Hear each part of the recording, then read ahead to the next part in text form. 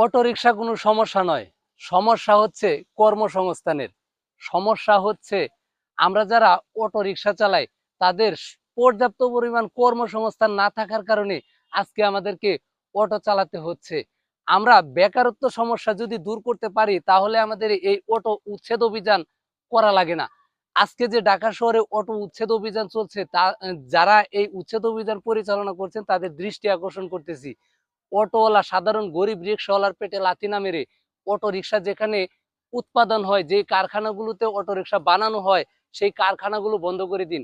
আজকে যে একটা অটো রিক্সা, গরিব মানুষের একটা অটো রিক্সা আপনারা এভাবে বোল্ডোজার দিয়ে ভেঙে দিচ্ছেন, সেই গরিব মানুষটি কিন্তু 1 লক্ষ টাকা পুঁজি দিয়ে কিস্তিতে অথবা বিভিন্নভাবে একটি অটো রিক্সা কিনেছে, সে শহরে গাড়ি চালাচ্ছে। আজকে তাদের পেটে লাথি না মেরে অটো যেখানে উৎপাদন হয় সেই কারখানাগুলো বন্ধ করে দিন, তাহলে এই সমস্যার সমাধান হবে। এবং যারা অটো রিক্সা চালায়া জীবিকা নির্বাহ করে, যাদের সংসার চলে, তাদের জন্য কর্মসংস্থানের ব্যবস্থা করে দিন, যেন তারা এই অটো রিক্সা চালানো থেকে বিরত থেকে তারা কর্মসংস্থানের দিকে ঝুঁকে।